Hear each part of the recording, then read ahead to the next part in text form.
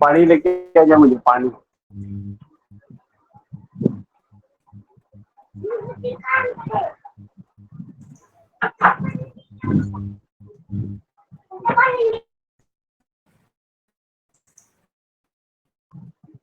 आता याचा आपण टेक्निकल चार्ट बघूया.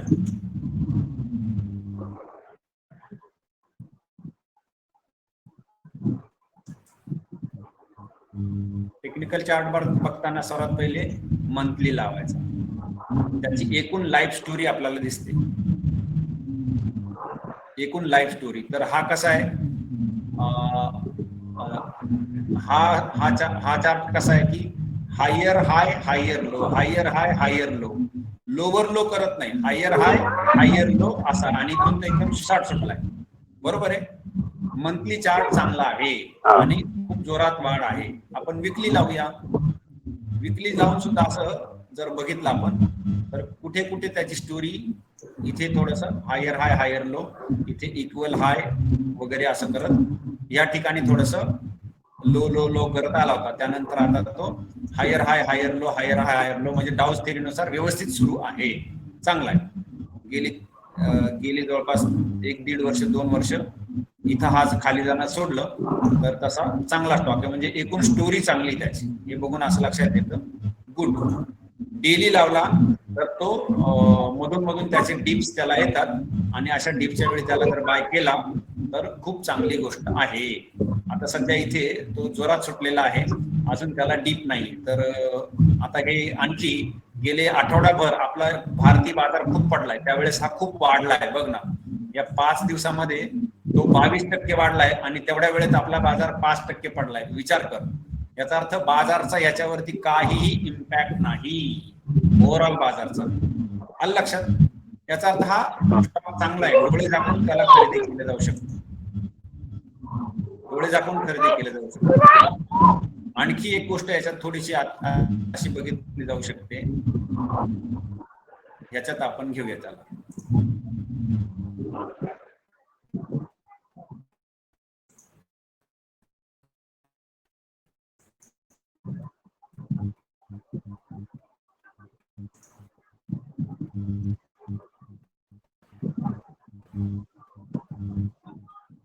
इथे थोडस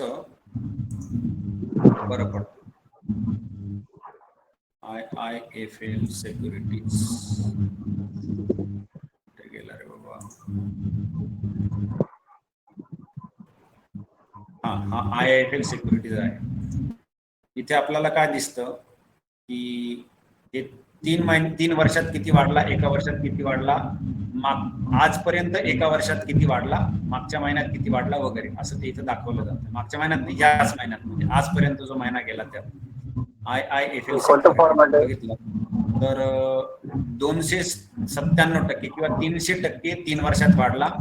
मागच्या एका वर्षातच तो 345% वाढला. म्हणजे याचा अर्थ त्याच्या अगोदर थोडासा तो पडला होता, आणि तिथून जो सुरू झाला मागच्या एकाच वर्षात 345% वाढला. मागच्या एका वर्षामध्ये, मागच्या इयर टू डेट म्हणजे कालपर्यंत, गेल्या ट्रेडिंग डे पर्यंत तो 169% वाढलाय.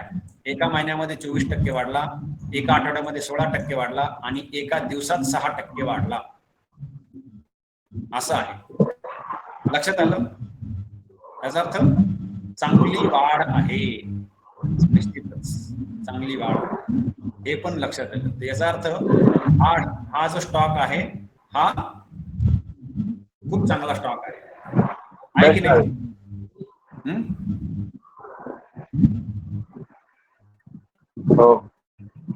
बर, पुढचा घ्यायचा.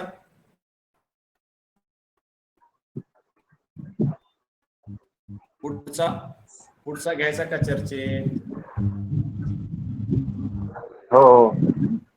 तो आहे TI इंडिया. TI इंडिया सर्वात पहिले कुठे लावायचा, त्याचे फंडामेंटल्स बघायचे. TI इंडिया हा काय ट्यूब इन्व्हेस्टमेंट्स ऑफ इंडिया असा आहे का? त्याची काय किंमत सुरू 4125. हा बरोबर, TI इंडिया हाच आहे तो. आता आपण ह्या इथे जाऊन बघूया. पहिल्यांदा याच्यात जाऊन बघूया. RO ROE ROC चांगला आहे, 26 ठीक आहे, 20च्या वरती एक खूप चांगली गोष्ट. नंतर डेट टू इक्विटी कमी आहे, पीईजी वाईट आहे, इतका काय चांगला नाही, 1च्या खाली पाहिजे, एवढा अट्रॅक्टिव्ह पीईजी नाहीये, 1च्या खाली असल्यास खूप बरं. पीई रेशो 92 झालेला आहे आणि त्याच्या इंडस्ट्रीचा 22 आहे, याचा अर्थ खूप महागात निघून गेली ही कंपनी. ट्यूब इन्व्हेस्टमेंट ही कंपनी महाग झालेली आहे, पीईजी रेशो चांगला नाहीये.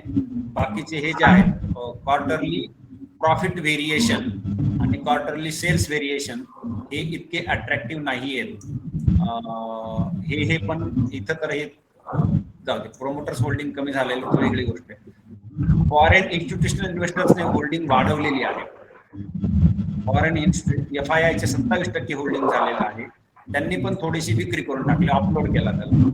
परंतु या कंपनीचे बऱ्याच गोष्टी त्या बरोबर दिसत नाही. आपण जर 2 कंपन्यांची तुलना केली, ट्यूब इन्व्हेस्टमेंट आणि आताच बघून आलो IIFL सिक्युरिटीज, तर IIFL सिक्युरिटीज ही यापेक्षा खूपच चांगली कंपनी, बरोबर आहे. आता याच इथे ज्या समोर कंपन्या दिसत आपण त्यांची तुलना करूया की ROE ROC ही कंपनी चांगली आहे, ही एक चांगली आहे. APL अपोलो ट्यूब्स त्याबाबत जर विचार केला तर डेट टू इक्विटी रेशो ठीक आहे, वाईट नाही. नंतर पीईजी त्यापेक्षा चांगला आहे, याचा एकदम 2.4 होता, त्यापेक्षा 1.63 आहे, 1च्या खाली पाहिजे, हा पण इतका काही चांगला नाही.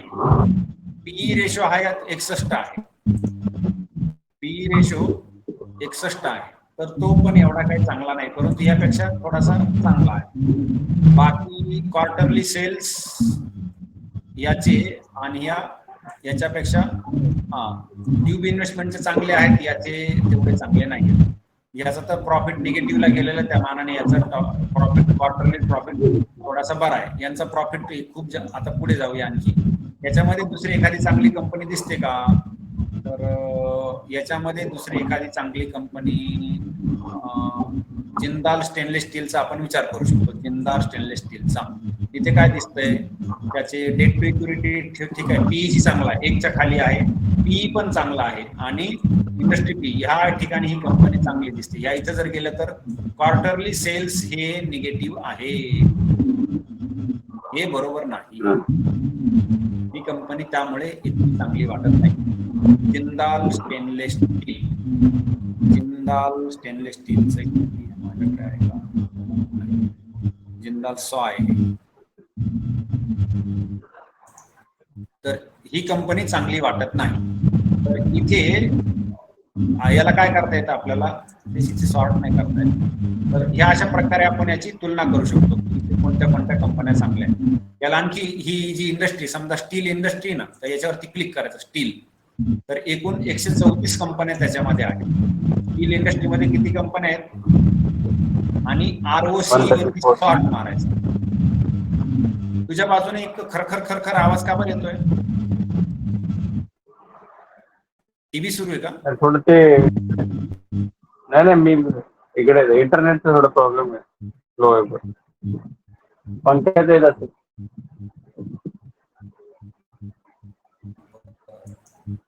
आता हे बघ, इथे स्टील कंपन्या 134 आहेत. आपण त्याच्यावरती काय केलं, ROC वरती सॉर्ट मारला, इथे क्लिक केलं तर सॉर्ट लागतो ROC वरती. तर सर्वात चांगला ROC कोणाचा आहे, जय बालाजी इंडस्ट्रीज. बघ ROC पेक्षा ROE जास्त आहे, तो पण 60-90 एवढा आहे, खूपच जास्त आहे. याचा डेट टू इक्विटी चांगला आहे, याचा पीईजी पण खूप चांगला आहे, पीई खूप चांगला आहे आणि इंडस्ट्रीपेक्षा त्याचा पीई कमी आहे. सगळ्या फॅक्टर मध्ये ही कंपनी एकदम सुंदर आहे, एकदम बघितलं लक्षात येईल, बाकी कुठे जाऊन बघायची गरज नाही. येते का लक्षात तुला? ROC पेक्षा ROE जास्त आहे आणि हाही 60 आहे आणि हा 90 आहे आणि पीईजी 1च्या खाली आहे आणि कंपनीचा पीई जो आहे इंडस्ट्री पीईच्या पेक्षा कमी आहे. ही एक उत्तम कंपनी आहे, लक्षात येतंय? आपण बघायला गेलो होतो TII इंडिया, परंतु आपल्याला कोणती कंपनी चांगली दिसून आली? जय बालाजी, नाही, जय बालाजी इंडस्ट्रीज. आता जय बालाजी इंडस्ट्रीला आपण जर इथे जाऊन बघितलं, ऑलरेडीच माझ्याकडे ती शॉर्ट लिस्टेड आहे जय बालाजी इंडस्ट्रीज. तर तिच्यात जर जाऊन आपण बघितलं तर 3 वर्षामध्ये तिची ग्रोथ किती झाली? 1800%. एका वर्षामध्ये 109%. एका इयर टू डेट मध्ये ती 39%. एका महिन्यामध्ये 4% खाली गेली ती. एका आठवड्यात 3% खाली गेली आणि एका दिवसात सध्या ती एका महिन्यात अजून थोडस तिचं ती ठेपाळली. परंतु आपण जर 3 वर्ष 1 वर्ष असं जर बघत गेलो तर चांगली दिसते. आता आपण याचा चार्ट बघूया. कोणत्याचा? जय बालाजी इंडस्ट्रीज. जय बालाजी इंडस्ट्रीज. पहिले मंथली लावायचा. काय दिसून येतं मंथली मध्ये आपल्याला? जबरदस्त. या काही गेल्या एका वर्षात खूपच किंमत वाढलेली आहे. त्याच्या अगोदर त्या कंपनीचे बरेचसे उत्थान पतन सुरू होतं. ते 2008 पासून तिची 600 रुपये किंमत गेली. त्यानंतर ती किती बरं झाली? ही 600 ची 6 रुपयावरती आली. याचा अर्थ मध्ये खूपच गडबड होती. बरोबर आहे ना? 600 वरतून 6 रुपये म्हणजे काय? त्यामुळे लोकांना विश्वासच नसेल आणि म्हणून ते त्याच्यात. परंतु सध्या तिच्या याच्यामध्ये फंडामेंटल्स मध्ये इतके बदल झालेले आहेत, छान छान बदल झालेले आहेत आणि म्हणून ही कंपनी सध्या चांगली दिसत आहे. आता इथे येऊन ती अचानक एवढी वाढ झाल्यामुळे काही लोक प्रॉफिट बुकिंग करत असतील, परंतु तरी सुद्धा ही कंपनी फंडामेंटली चांगली आहे. लोकांनी इथे येऊन जरी प्रॉफिट बुकिंग केलं ना तरी सुद्धा कंपनी ही फंडामेंटली चांगली आहे, नो डाऊट. त्यामुळे आता साहजिकच गोष्ट आहे ना, इथून हे बघ, सर्किट लावून लावून ही कंपनी वाढत चालली. हे सर्किट आहे सगळे ना, हे सगळे सर्किट आहे. इथे सर्किट लागलं, इथे पण सर्किट लागलं, त्यानंतर इथे पण शेवटी सर्किट होतं, तर ह्या ठिकाणी इथे पण सर्किट होतं, परत सर्किट आहे. जवळजवळ सर्किट लावून ही कंपनी वाढत गेली आणि या ठिकाणी सर्किट लावून उतरली सुद्धा. परंतु आता ह्यापेक्षा खाली ती काही जात नाही. इथे आलं की बाईंग येतंय, लोक बाय करतात, इथे आलं की परत बाय करतात. याचा अर्थ हा जो आहे हा एक बाय झोन झालेला आहे. या बाय झोन मध्ये बाईंग सुरू आहे आणि त्याच्या काही खाली जात नाही. तर इथे आलं की त्याला बाय करायला पाहिजे आणि तसंही एकूणच ही कंपनी खरेदी करून ठेवावी अशीच आहे. म्हणजे बारकाईने बाकी आणखी विचार करण्याची गरज नाही. जय बालाजी इंडस्ट्रीज ही कंपनी निश्चितच चांगली, नो डाऊट. आलं लक्षात? आता हे जे आपण अनालिसिस करत आहोत हे लक्षात येते तुझ्या? येतं. आता हे अनालिसिस तू स्वतः करू शकशील?